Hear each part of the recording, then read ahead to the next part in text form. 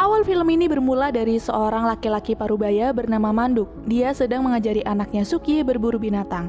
Setelah dirasa Suki paham akan ajarannya, mereka pun pulang ke rumah, yang pada saat itu istrinya sedang memasak makanan untuk keluarganya. Ketika Suki sudah terlelap, Manduk mengecup kening anaknya itu lalu bersiap untuk pergi berburu. Tahu jika bahan makanan yang mereka punya sudah habis dan tinggal makanan yang dipegang istrinya saja, Manduk hanya meminta minuman untuk bekal berburunya dalam beberapa hari ke depan. Manduk sendiri adalah pemburu paling ternama se-Korea era tahun 1920-an. Pada masa penjajahan Jepang yang sangat menyiksa dan kelam bagi negeri ginseng itu. Ia semacam expert dalam dunia berburu, bahkan untuk hewan langka dan paling ganas seperti harimau yang harganya sangat mahal kala itu. Meski demikian, Manduk memiliki aturan saat berburu, di mana ia hanya membunuh dan menangkap hewan buruan yang usianya dewasa. Ia sama sekali tidak memanfaatkan kesempatan membabi buta dengan membunuh anak-anak binatang yang induknya berhasil ia taklukkan. Tiba di hutan, Manduk mulai mengendap-endap, mencari beberapa jejak binatang yang akan ia incar. Tahu jika jarak binatang yang ia incar sudah dekat, Manduk beberapa kali melepaskan tembakan ke udara untuk memancing perhatian mereka. Dan benar, seekor harimau mulai mendekatinya. Manduk bersembunyi di balik pohon untuk mencari timing yang pas dan hingga tembakannya nanti bisa tepat sasaran. Scene langsung berpindah beberapa tahun kemudian, tepatnya tahun 25. Saat itu Korea masih berada di bawah masa penjajahan Jepang. Ruang Menteri Gyeongsangnam penuh dengan hiasan hewan-hewan buas yang diawetkan. Yang Mulia Kaisar mendapatkan kiriman dari Pulau Hamyong berupa kulit harimau tapi dia tidak menyukainya. Kemudian percakapan dialihkan pada kasus jika pasukannya ia kirim untuk menyerang orang Korea di Gunung Jiyi, beberapa ada yang hilang. Dan ketika ditemukan, keadaan orang-orang tersebut tubuhnya tidak utuh. Tahu jika bukan manusia dalang dari semua itu, dan ternyata seekor harimau Jiyi, Yang Mulia Kaisar menyuruh Sergeant Ryu untuk menemukan lalu membunuh harimau tersebut. Untuk memudahkan dirinya menemukan harimau Jiyi itu, Sergeant Ryu menemui Manduk. Tahu jika Manduk adalah pemburu paling kuat dan diakui kehebatannya bahkan oleh Kekaisaran Jepang. Manduk sebenarnya memiliki masa depan cerah seandainya pada suatu hari ia tidak salah tembak. Jadi pada suatu hari Manduk sedang berburu dan mengincar hewan buruannya. Lelaki itu sama sekali tidak tahu jika pada waktu yang sama istrinya juga datang ke hutan untuk mencari bahan makanan.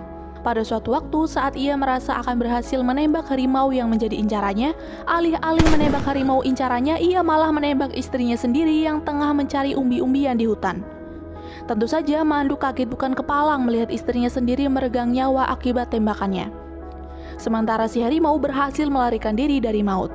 Sejak saat itulah ia berhenti berburu harimau dan tinggal di gubuknya di gunung untuk membesarkan putra sematawayangnya. Kematian istrinya terus membayangi Manduk dan menghantui hidupnya. Sergeant Ryu meminta Manduk untuk menangkap harimau Jiyi, tapi Manduk menolak karena sudah menetapkan dirinya berhenti dari kegiatan itu.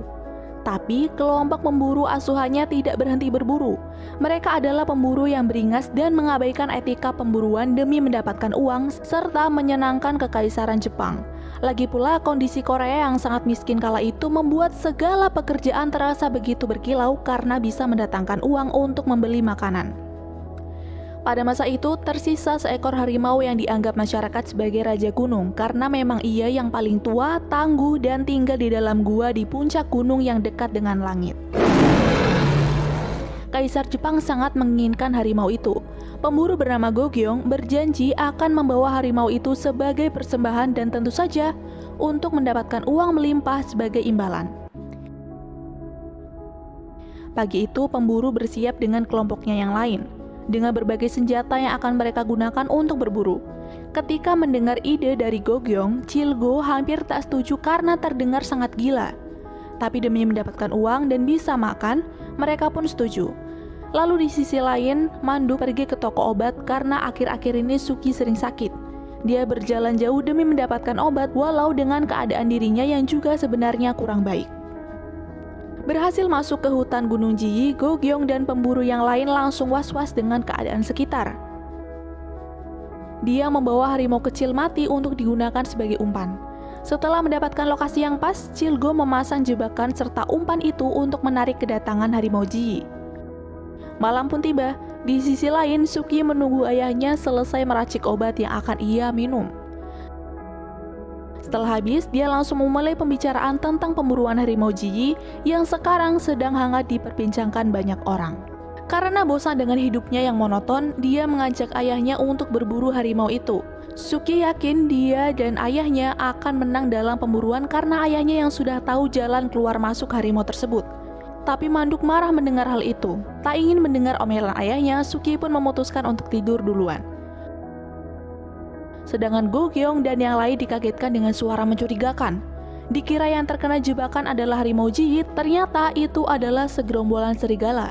Karena harimau itu sangat sulit untuk ditangkap, Go-gyeong memutuskan untuk meminta bantuan dari Manduk walaupun dia tahu jika Manduk akan marah kalau tahu hal itu mereka lakukan untuk mendapatkan uang. Keesokan harinya Go-gyeong dan yang lain tiba di rumah Manduk. Go-gyeong dan Chilgo berusaha sebaik mungkin meminta bantuan dari Manduk. Satu kali permintaan ditolak, hingga kesekian kalinya Go-gyeong meminta tolong ditolak juga.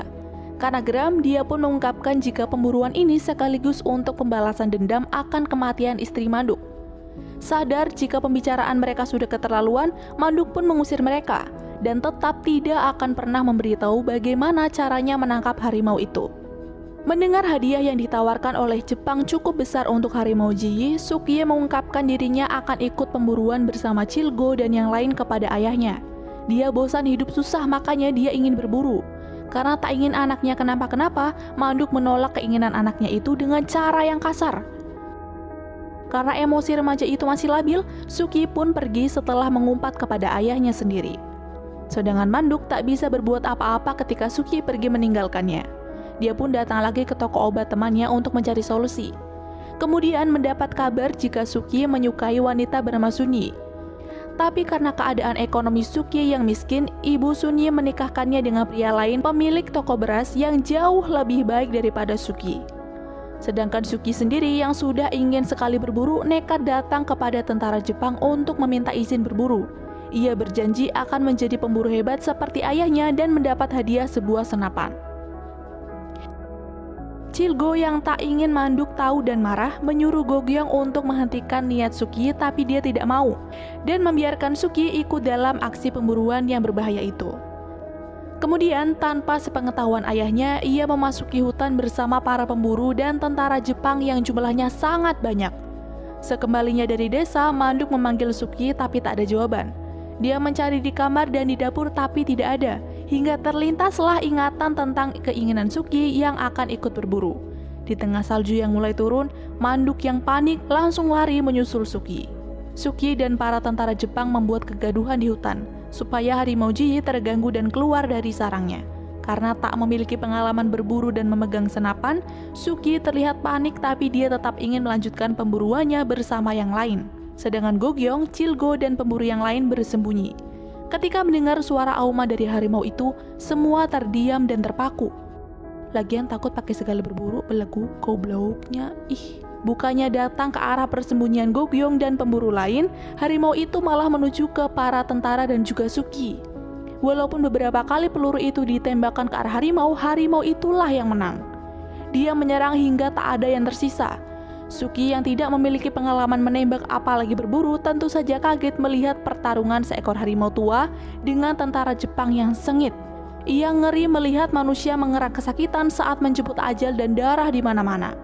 Ia lalu berpura-pura mati untuk mengelabui si harimau. Sayangnya ia pun menjadi korban gigitan harimau tua itu tepat di dadanya. Ketika Go-gyeong dan pemburu lain datang, lokasi pertama sudah penuh dengan puluhan tubuh tak bernyawa tergeletak. Ternyata harimau itu sudah tahu teknik yang digunakan Go-gyeong. Dia mengecoh Go-gyeong supaya dia tidak pernah bisa menangkapnya. Ketika akan kembali, kakinya ditahan oleh Suki yang sudah tak berdaya. Tak ingin uangnya hilang, dia lebih memilih meninggalkan Suki sendirian dan mengejar harimau itu. Chilgo yang sedari tadi sibuk menuruti perintah Go-gyeong tiba-tiba teringat dengan Suki. Dia tersadar jika Suki tak bersama dengan mereka lagi. Mereka pun kembali lagi ke tempat yang pertama, yang baru ditinggal sebentar sudah ada beberapa serigala sedang memakan bangkai para tentara yang gugur. Sekuat tenaga mereka mencari tapi yang ketemu hanya senapannya saja. Dan dengan entengnya si Bagong Go-gyeong menyuruh untuk kembali ke desa karena sebentar lagi akan turun salju. Chilgo tentu marah, dia memukul Go-gyeong tapi ditahan oleh Manduk yang tiba-tiba saja datang. And what is that? Oh my god. Suki ternyata diseret oleh serigala di tempat persembunyian mereka. Dia masih hidup walaupun tubuhnya kini hancur. Tak disangka dari balik bebatuan, harimau Ji datang dan menyerang kawanan serigala itu. Dia datang untuk merebut Suki, tapi bukan untuk dimakan, melainkan untuk menyelamatkannya. Nah, loh kok bener-bener aneh. Harimau tua, lapar, sekarat, dan marah yang telah membunuh banyak orang itu ternyata malah melindungi Suki sebelum akhirnya dia meregang nyawa. Dan kemudian membawa jasadnya kepada Manduk yang sedang menangis kebingungan.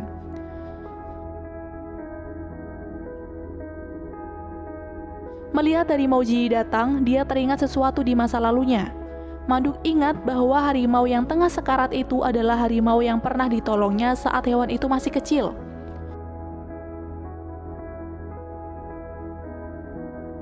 Ketika si pemburu membunuh induknya untuk dijual, Manduk menyadari bahwa kebaikan dia yang secuil itulah yang membuat si Raja Gunung membawa jenazah Suki ke depan rumahnya.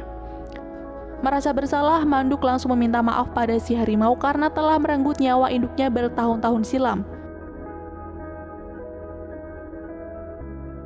Dan berterima kasih karena telah mengantar mayat putranya.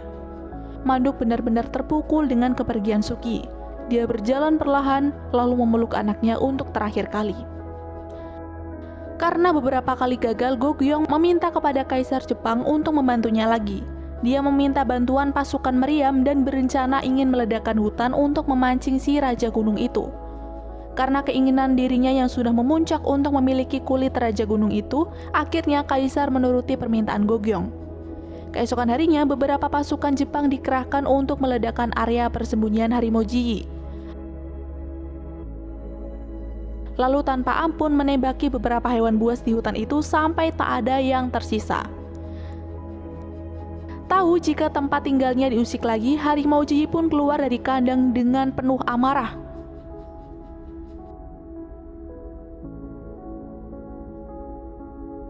Dengan keadaan tempat yang penuh dengan asap, itu memudahkan harimau Ji untuk menerkam tentara Bagong itu satu persatu.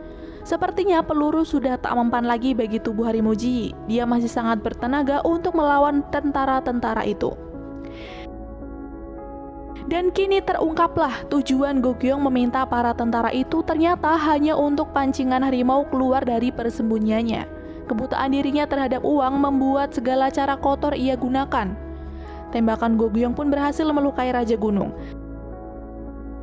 Dengan cepat, para pemburu lain mengikat tubuh harimau yang sudah tak berdaya itu.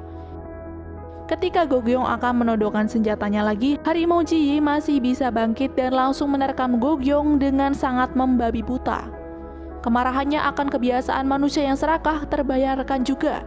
Harimau Ji pun pergi dengan luka di sekujur tubuh, tapi ternyata pemburuan itu tak kunjung selesai setelah banyaknya korban yang berjatuhan. Chilgo diminta untuk bertemu dengan Manduk dan meminta bantuannya. Tapi di sisi lain, setelah Manduk membakar rumah beserta jenazah anaknya dalam keadaan sedih yang tak mampu diungkapkan dengan kata-kata, ia sudah bertekad harus mengakhiri petualangan gila para pemburu dan orang-orang Jepang. Ia naik ke puncak Gunung Ji di mana si harimau tinggal dan bersarang. Di sarang itulah harimau Ji masih tak bisa percaya dengan kepergian dua anaknya yang sudah menjadi korban para pemburu gila. Dan Manduk bersusah payah menuju sarang itu. Dari kejauhan, para tentara dan juga pemburu melihat Manduk memanjat tebing yang curam. Mereka yakin jika Manduk sedang menuju tempat persembunyian harimau Ji. Mereka pun segera menyusulnya. Dan sebelum para pemburu berhasil menemukan tempat itu, Manduk telah lebih dulu bertatap muka dengan harimau Ji. Setelah kematian istri dan anaknya, Manduk memutuskan untuk mengakhiri semuanya, membawa si harimau dan dirinya sendiri ke dalam kematian yang sunyi yang mungkin mengecewakan kekaisaran Jepang.